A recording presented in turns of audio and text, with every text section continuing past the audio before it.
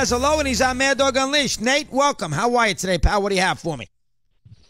I'm good, dog. Hey, I think this top four quarterback conversation really needs to be more five. I think Lamar Jackson being completely overlooked, and I know you're not very high on him.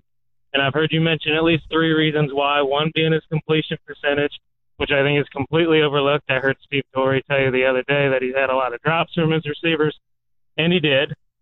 Number two, I've heard you mention a Clemson game at 2016 or 2017, both of which he threw for 300 yards and ran for nearly 100 or more. And then three, you compare him to Teddy Bridgewater as if they're brothers. They went to the same college, and they're both athletic quarterbacks, but they're completely different athletes. Well, listen, fair. Bridgewater was, the idea that Bridgewater's unbelievable career has been stalled by an injury is absurd. He was pretty decent with the Vikings. He wasn't great. So the idea, Bridgewater's barely scored any points against Seattle a couple of years ago. So that's number one. And and I understand it, different players, but same college and same everything else. Same kind of play. They play the game the same way. When I saw Jackson, I've seen him 4 or 5 games. I saw the Mississippi State game in the Gator Bowl. Not impressed. I saw the LSU bowl game last year. He was horrendous. I saw the Clemson game at home this year. He gets a pass on that because Clemson's got a great defense, but he wasn't very good in the game. The year before against Clemson, he was great.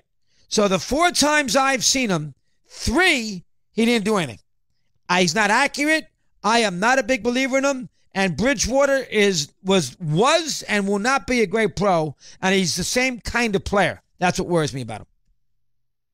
You disagree? I think he's more of a comparison to Michael Vick than Bridgewater. Well, Vick, I think Barry Sanders with an arm. Vick was not a great NFL quarterback. Well, Vick was a great NFL quarterback? No, he wasn't. Vick was a great NFL quarterback? No, he wasn't. That's not fair. Great? Oh, he lost half of his career, you could say, but I think he was doing a pretty great job while he was there. No. He played a playoff game in Lambeau. He did a nice job. That's it. Vick was not a great quarterback in the NFL. Come on. No way. It was effective. Great's a different word. That's not fair, Nate. That's not fair. Now, again, I wouldn't go near him because I didn't love him in college. Now, Watson has turned out to looks like going to be a hell of a player. So, maybe he'll be a Deshaun Watson, and I wouldn't have picked him either. So I didn't think he was accurate enough, and he turns out he's going to make me look bad. I don't know. I'm just telling you what I think. I wouldn't draft him that high if I were to say the Browns. Jeff is in New Jersey. He's on Mad Dog Unleashed. Jeffrey, welcome. Your turn. How are you today? Hey, how you doing, doggy? Fine, Jeff. Thank you. What's up now? Let me hear. A little change of pace, but it follows up on something you were talking about a little while ago on Matt Harvey. I'm a big Met fan, and most of my Met fan friends and people at the game, they don't really understand and appreciate what he gave for the team in 2015. He if you remember, Boris came out in around August and said, we're going to limit his innings, and people freaked out because this was finally a Met team that had a chance to go somewhere. And Harvey said, screw that, and he pushed right through, and he gave everything he had to that team, and he basically left his career on the field that night, that at the end of that season. And, I don't think Met fans really appreciate that, what he did for the team. And, it's a shame because I don't really know what he could have been if he had pitched a normal amount of innings that year. I think that led to his thoracic outlet and all his other problems. But, you know what? He had the Tommy John. I disagree. It's a good call there, Jeff, but I would disagree. I think obviously the Tommy John came prior to the 2015 season. That's where the inning limitation came in. Boris got in the mix. He only wanted a certain amount of innings for him. That became a rough, nasty situation. Harvey had no choice to back off because the whole team wanted Harvey to pitch. And Harvey at first agreed with Boris, and then he kind of slowly backed off. That thoracic syndrome, I do not think is a result of him pitching that 9th inning against the Royals. I just think it's unlucky. I'm not a doctor, but I don't think it's a result. Joaquin in Arkansas. Joaquin, good afternoon. How are you today? What do you have for me? I'm doing pretty good. First time caller, first time listener. There you go, Joaquin. Good to have you with us today. What's on your mind now? Let me hear.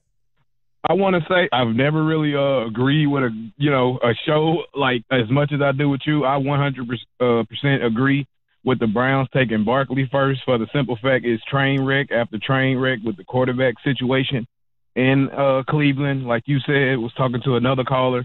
If you take Barkley early, you got him for 4 years as a rookie. They give you time to get the rest of the team together. You can keep him if you can keep him, but you know what I'm saying? It give you time to build your team. With that being said, as far as the quarterback situation, yeah, I would take a quarterback fourth, even though there's not many good looks.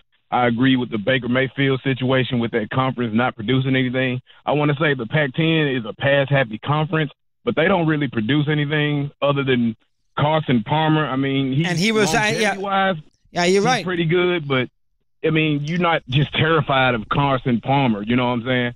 Well, the USC, Joaquin, you're right about the USC quarterback. Leinart wasn't great. He was the first-round pick. He was the 8th pick. Sanchez, the Jets moved up to get him. He turned out to be not a great player. Carson Palmer underachieved in his career. Those are 3 USC quarterbacks, none of which turned out to be great. That would worry me a little bit about Donald. That's me. That would worry me. Yes. It worries me about Baker Mayfield. He's athletic and all, but that's not going to translate in the NFL as much. Like you said, he can scramble to get, extended play, but he's not going to be scrambling for yards. He's a tiny man. He's going to get his career shortened like RG3.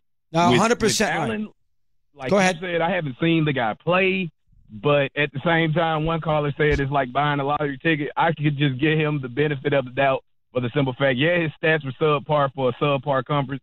At the same time, he had subpar receivers around him, so I give him that benefit of the doubt. But you're not really missing anything by not taking a quarterback first. It's a carousel of maybes out there. 100%, Joaquin, and throw in the fact, good call, that you can get a quarterback at 4. So if you didn't have the 4th pick, I wouldn't do this. You have the 4th pick, and you are going, if you take Barkley and the Giants trade with Buffalo and they take a quarterback, let's say they take Donald, and then the Jets take, say, Rosen and Mayfield, you get the other one. You get the other one there. So you are going to end up, I would figure that Donald would be the first guy to go, and then maybe Allen. You are going to have your choice of 2 of the 4 guys. And all these guys, I can make a case for and against every single one of them. There's not a second running back. I tell you, I'm shocked that people disagree with this team. I mean, you are going to take a question mark at number 1 at quarterback, not get Barkley. The quarterback turns out to be a bust, and you got nothing to show for this draft. Well, why would you do that when you can get a quarterback at 4 who you have no idea might be better than the first pick anyway? 7 in front of the hour. We continue. Mad Dog Unleashed.